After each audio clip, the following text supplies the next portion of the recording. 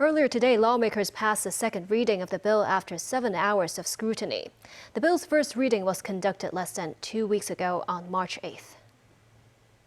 恢復維護國家安全條例草案嘅二讀辯論。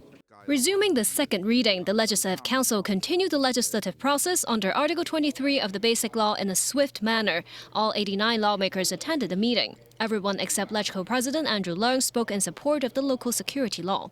They include New People's Party Chairwoman Regina Ip, who helmed the previous Article 23 legislation effort as Secretary for Security back in 2003.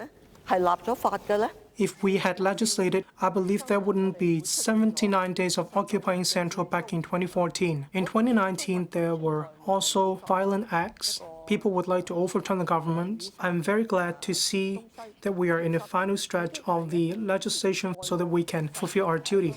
Sari Lee of the Democratic Alliance for the Betterment and Progress of Hong Kong spoke in English, saying the international community should be able to understand the necessity of the security law.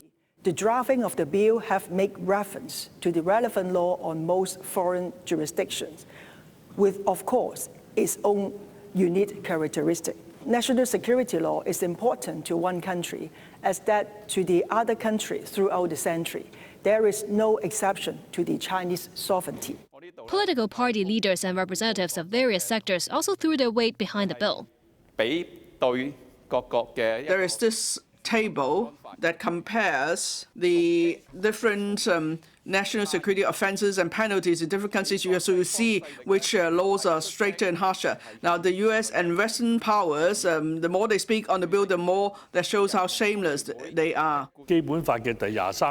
Article 23 of the Basic Law allows Hong Kong to have its own national security law and implementation mechanism. This also highlights the respect for the people of Hong Kong.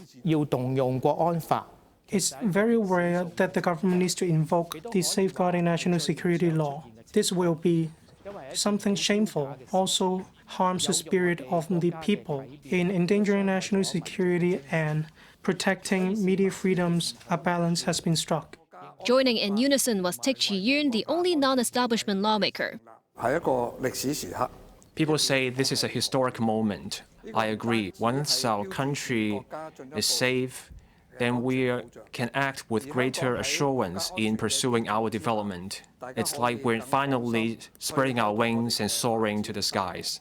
Most lawmakers spoke less than 5 minutes and did not reach the maximum 10-minute speaking time allowed before a vote on the motion.